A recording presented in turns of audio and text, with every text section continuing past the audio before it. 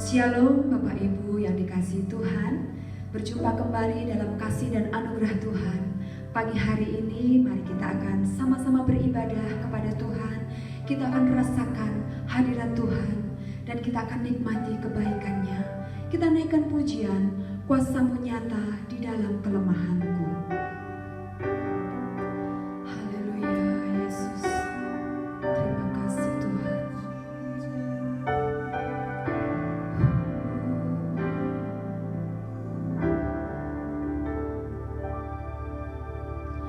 Kuasa-Mu nyata di dalam kelemahanku, kekuatan-Mu menopang seluruh hidupku. Dari mana datang pertolonganku? Hanya Yesus pertolonganku.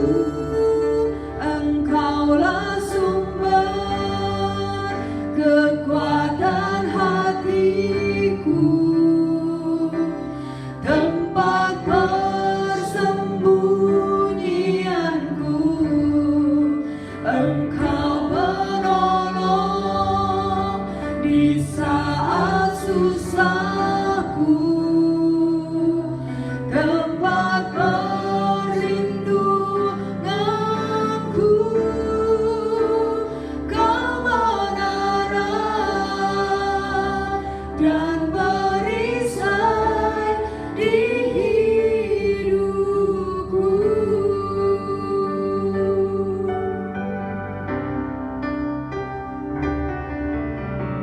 Kuasa-Mu nyata di dalam kelemahanku, kekuatan-Mu menopang seluruh hidupku.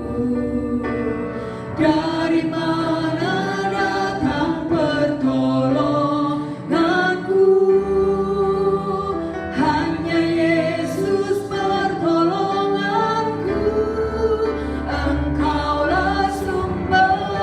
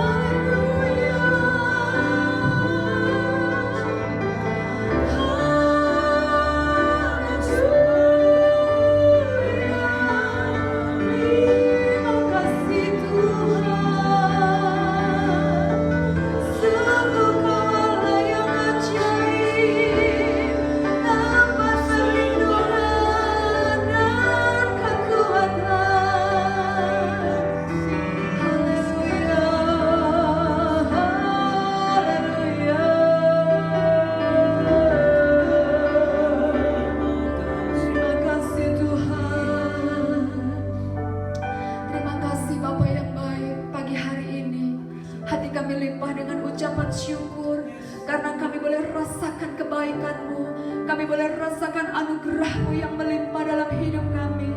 Terima kasih untuk hari yang baru. Terima kasih Tuhan untuk setiap penyertaan-Mu dalam hidup kami. Pagi hari ini kami beribadah kepada Tuhan. Kami menaikkan ucapan syukur kepada Tuhan.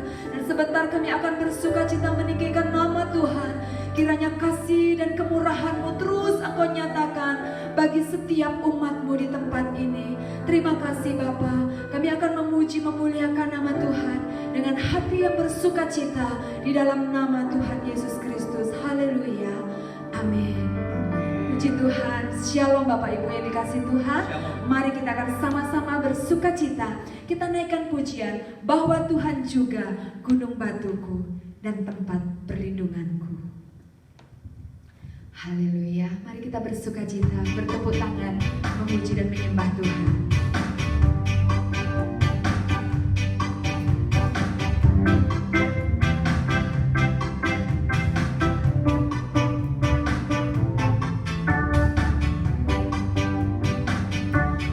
Tuhan juga gunung batuku, bahwa Tuhan juga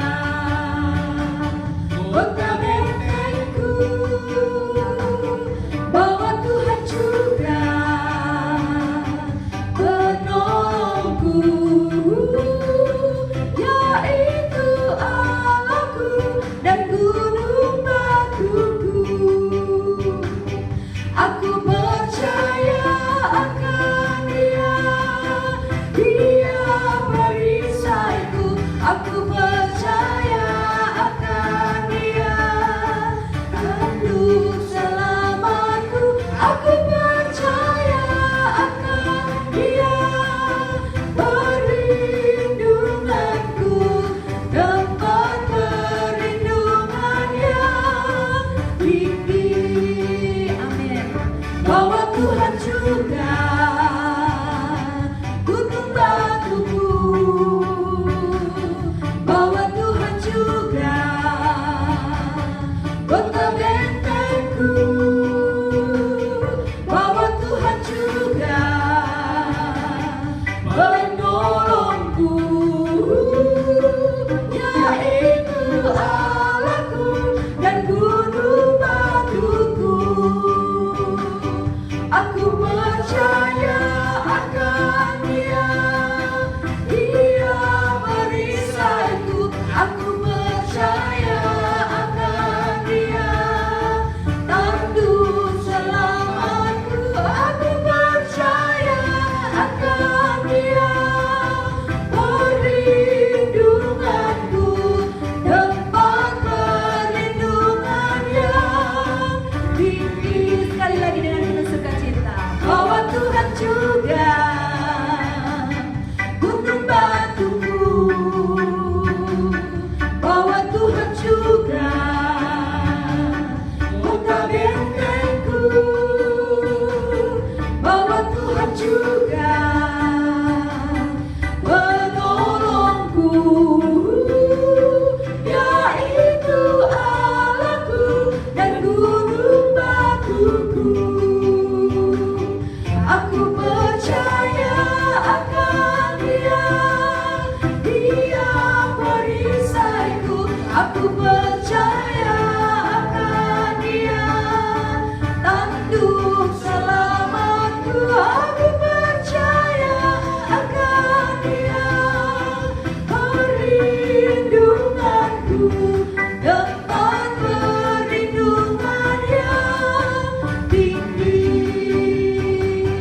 Aku percaya akan Dia, Dia perisaiku. Aku percaya akan Dia, tanduk selamatku. Aku percaya akan Dia, perlindunganku, tempat perlindungan yang tinggi.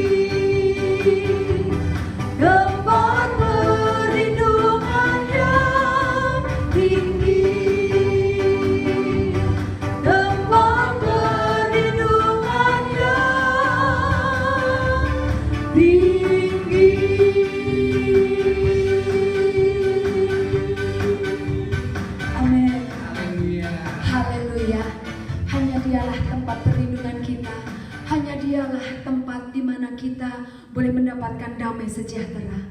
Mari sama-sama kita berdoa, kita akan menerima kebenaran firman Tuhan. Terima kasih Bapa yang baik. Kami bersyukur Tuhan, kami boleh beribadah kepada Tuhan. Setiap pujian yang kami naikkan, biarlah boleh menjadi dupa yang berbau harum, menjadi persembahan yang menyenangkan hati Tuhan. Sebentar kami akan mendengar kebenaran firman-Mu. Ya, firman-Mu ini menjadi kekuatan bagi hidup kami. Firman-Mu akan berbicara kepada kami, meneguhkan, menguatkan, bahkan memberikan pengharapan yang baru bagi kami. Terima kasih Tuhan. Urapi hamba-Mu, urapi kami semua, supaya kami boleh mengerti kebenaran firman-Mu, dan kami boleh disanggupkan untuk melakukan firman-Mu. Kami siap mendengar firman Tuhan hanya di dalam nama Tuhan Yesus Kristus. Haleluya, amin. Puji Tuhan, selamat mendengarkan firman Tuhan. Tuhan memberkati.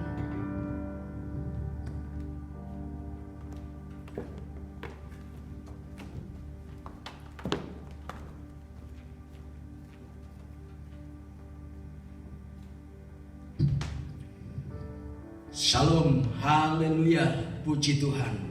Salam sehat, salam sukacita di dalam Tuhan Yesus Kristus. Tetap jaga iman, tetap jaga imun, dan kita akan tetap aman. Puji Tuhan Bapak Ibu yang dikasihi oleh Tuhan. Minggu yang lalu saya sudah sampaikan kepada saudara bahwa bagaimana Tuhan mengajar kita dengan situasi yang saat-saat ini terjadi, supaya kita menjadi tenang, tetap damai di dalam Tuhan, sehingga kita bisa tetap berdoa dengan benar. Itulah sebabnya di dalam Filipi pasal 4 ayat 6, jangan hendaknya kamu khawatir tentang apapun juga, tetapi nyatakanlah dalam segala hal keinginanmu di dalam doa, permohonan, dan ucapan syukur. Doa di dalamnya ada unsur pujian, penyembahan, dan pengakuan. Kemudian yang kedua ada permohonan, dan yang ketiga ada ucapan syukur. Yang berikutnya, dengan kita tenang dan bisa berdoa dengan benar, maka kita akan bisa berpikir dengan benar. Kenapa Bapak Ibu yang dikasihi oleh Tuhan? Ini penting, karena pikiran adalah medan pertempuran yang terberat dalam hidup kita. Di dalam lingkungan kita, situasi kita saat-saat ini, ada banyak yang mempengaruhi pikiran kita. Ada banyak berita-berita yang negatif, berita-berita yang pesimistis. Tetapi Tuhan berkata, jadi akhirnya saudara-saudaraku, semua yang benar, semua yang mulia, semua yang adil, semua yang suci, semua yang manis, semua yang sedap didengar, semua yang disebut kebajikan dan patut dipuji, pikirkanlah itu. Pikiran akan menghasilkan sikap, sikap akan menghasilkan tindakan, tindakan akan menghasilkan karakter, karakter akan menghasilkan kekekalan. Kalau pikiran kita benar, sikap kita benar, tindakan kita benar, kebiasaan kita benar, maka karakter kita akan menjadi benar, dan itu akan menentukan kekekalan. Yang ketiga, sekarang saya lanjutkan sedikit lagi Bapak Ibu. Berikutnya adalah ayat 9 dikatakan dalam Filipi pasal 4 ayat yang ke-9 dikatakan, dan apa yang telah kamu pelajari, dan apa yang telah kamu terima, dan apa yang telah kamu dengar, dan apa yang telah kamu lihat padaku, lakukanlah itu, maka Allah sumber damai sejahtera akan menyertai kamu. Berikutnya Bapak Ibu, kalau kita sudah menjadi tenang, damai, lalu bisa berdoa dengan benar, berpikir dengan benar, maka ayat 9 ini akan membuat hidup kita menjadi hidup yang benar. Apa yang kita pelajari, apa yang telah kita terima dari kebenaran firman Tuhan, itulah yang harus kita lakukan. Kalau kebiasaan berpikir benar, kebiasaan bersikap benar, kebiasaan bertindak dengan benar, maka itu akan menghasilkan hidup benar. Hidup benar itu harus sesuai dengan kebenaran firman Tuhan. Karena hidup dalam kebenaran Tuhan adalah hidup yang berkenan kepada Tuhan. Bukan benar menurut kita, tapi benar menurut firman Tuhan. Jadi Bapak Ibu, kalau 3 hal ini itu menjadi bagian dalam hidup kita, yang terus menerus kita bangun dalam hidup kita. Berdoa dengan benar, berpikir dengan benar, hidup dalam kebenaran, maka Bapak Ibu, kita akan bisa mengalami, menikmati pemeliharaan Tuhan yang luar biasa di dalam hidup kita. Itulah sebabnya saya akan lanjutkan di dalam Filipi pasal 4 ayat yang ke-10. Demikian bunyinya. Aku sangat bersukacita dalam Tuhan. Ingat Bapak Ibu, sukacita kita tidak ditentukan oleh faktor eksternal, tapi sukacita kita ditentukan oleh Kristus yang ada di dalam kita. Sukacita yang ada di dalam diri kita, Roh Kudus dan firman-Nya yang bekerja di dalam kita. Aku sangat bersukacita dalam Tuhan bahwa akhirnya pikiranmu dan perasaanmu bertumbuh kembali untuk aku. Memang selalu ada perhatianmu, tetapi tidak ada kesempatan bagimu. Kukatakan ini bukanlah karena kekurangan, sebab aku telah belajar mencukupkan diri dalam segala keadaan. Bapak Ibu, ini menarik. Hubungan Paulus sebagai seorang pemimpin rohani, sebagai bapa rohani.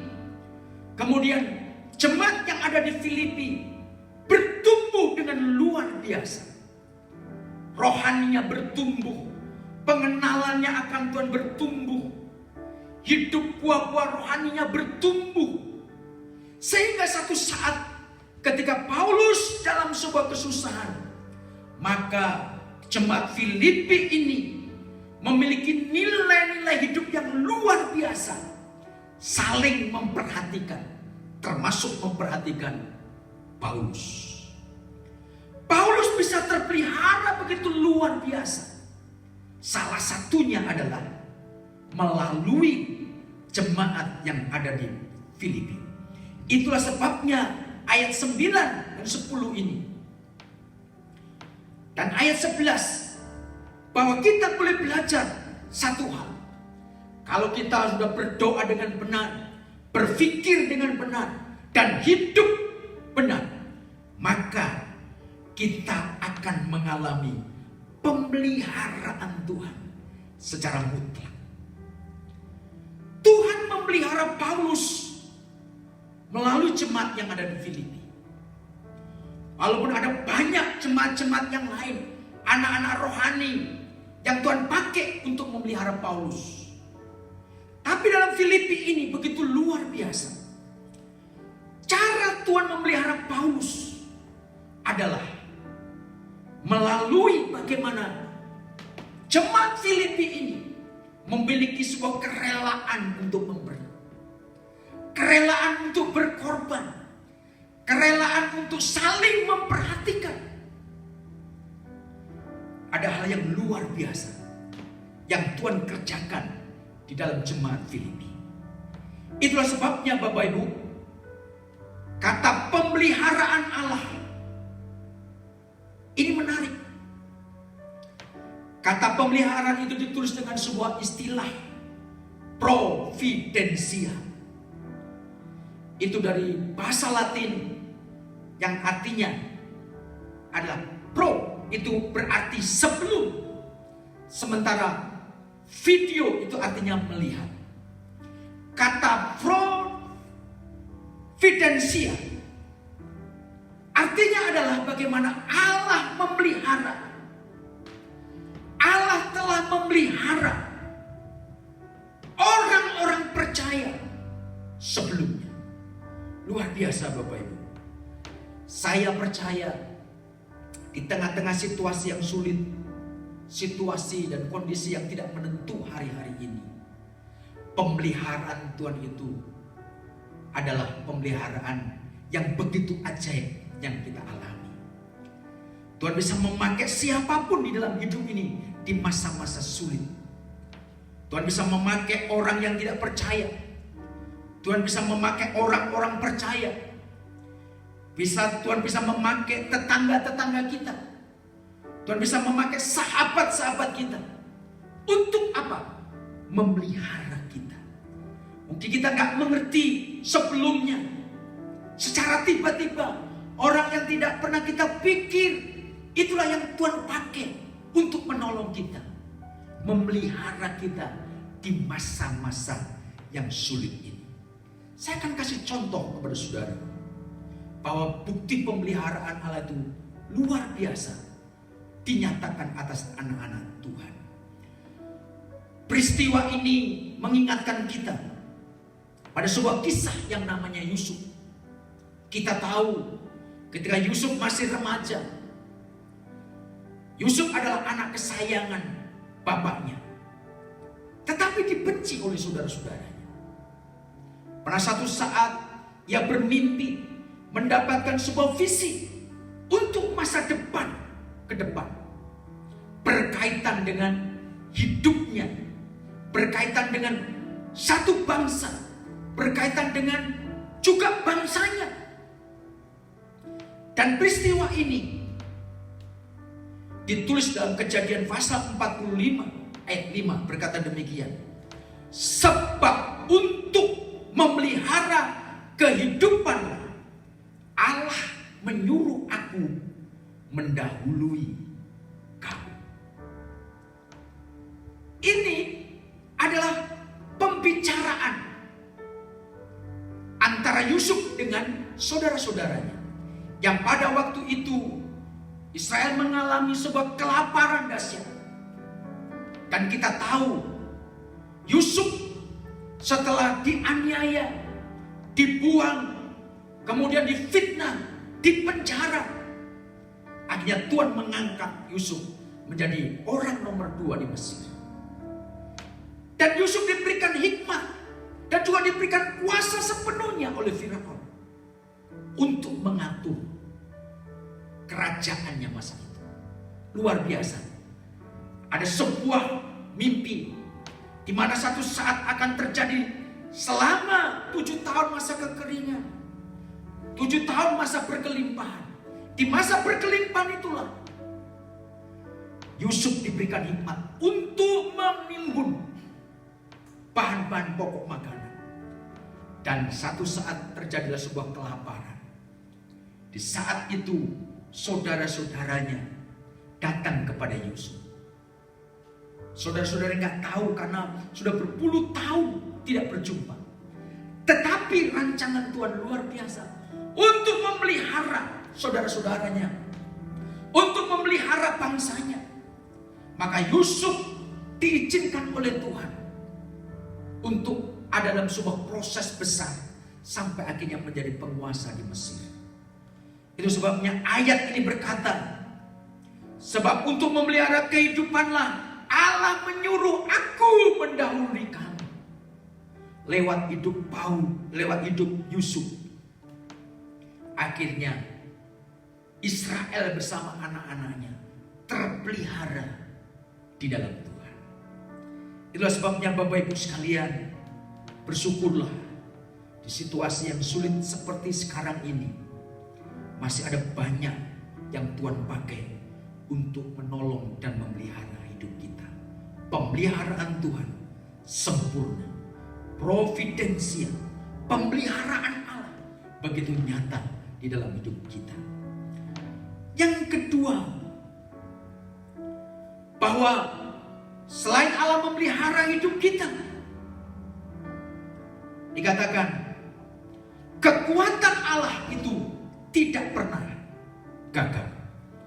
Itulah sebabnya ayat yang ke-13 berkata dari pasal 4 ini, segala perkara dapat kutanggung di dalam dalam Dia yang memberi kekuatan kepadaku. Sekali lagi, segala perkara dapat kutanggung di dalam Dia yang memberi kekuatan kepadaku. Paulus berkata, kekuatan Allah tidak pernah gagal. Paulus bisa tetap survive dalam masa-masa sulit. Dikatakan, ayat ini berkata, kukatakan ini karena bukan aku kekurangan. Aku telah belajar mencukupkan diri. Aku tahu apa itu kekurangan dan aku tahu apa itu berkelimpahan. Paulus pernah diizinkan dalam fase-fase hidup yang begitu berat. Tidak hanya mengalami kelimpahan, tapi juga pernah Tuhan izinkan mengalami kekurangan. Tetapi Paulus berkata, segala perkara dapat kutanggung di dalam Dia yang memberi kekuatan kepadaku. Kekuatan kita bukan terletak pada apa yang kita punyai hari ini, apa yang kita miliki hari ini. Karena apa yang kita miliki, apa yang kita punyai, dengan situasi yang ada, itu bisa hilang dalam waktu sekejap.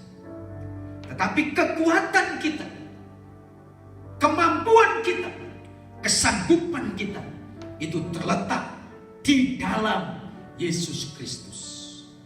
Di dalam Dia sumber kekuatan kita. Di dalam Dia sumber kemampuan kita. Di dalam Dia sumber kesanggupan kita. Hari ini apapun yang kita alami, susah, senang, sakit, sehat, kekurangan, berkelimpahan, apapun kondisinya, Tuhan adalah sumber kekuatan kita. Saat kita dihadapkan kekurangan, kita tetap kuat. Saat dihadapkan kesuksesan, keberhasilan, kita juga tetap kuat untuk menanggulangi berkat yang ada.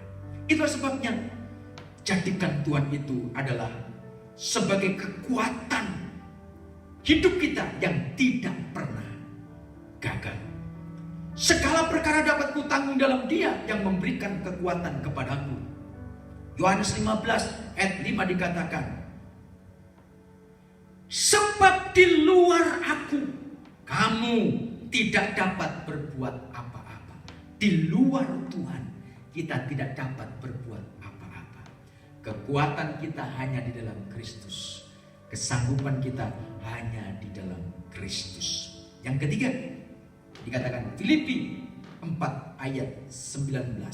Allahku akan memenuhi segala keperluanmu menurut kekayaan dan kemuliaannya dalam Kristus Yesus.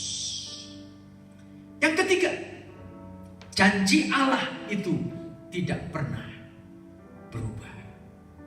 Alkitab mencatat ada banyak janji-janji Allah. Janji tentang pemeliharaan, janji tentang berkat, janji tentang keselamatan, tentang pengampunan dosa, pembebasan hidup dari keterikatan dosa. Ada banyak janji-janji Tuhan. Tiap hari kalau kita baca Alkitab, ada banyak janji-janji Tuhan yang kita bisa temukan. Entah itu janji kekuatan, entah itu janji penghiburan, entah itu janji kesembuhan, entah itu adalah janji tentang keberkatan. Allah berjanji dan tidak pernah berubah. Itu sebabnya Bapak Ibu, teruslah tetapkan hati kita bisa berdoa dengan benar, berpikir dengan benar, hidup benar. Kalau ini yang terus kita kerjakan, ini yang terus kita bangun, maka kita akan menjadi orang-orang yang dipelihara oleh Tuhan secara sempurna. Dan yang kedua, kekuatan Allah adalah kekuatan yang tidak pernah gagal. Yang ketiga, janji Allah tidak pernah berubah. Itulah sebabnya mari tetap bersukacita dalam Tuhan. Tetap kuat di dalam Tuhan. Tuhan menyertai kita.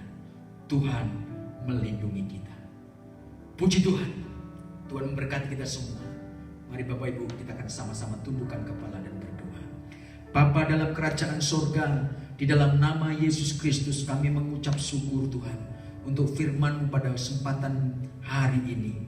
Biarlah Engkau yang menjadi Allah Tuhan kami yang terus memelihara kami. Engkau adalah kekuatan kami yang tidak pernah gagal.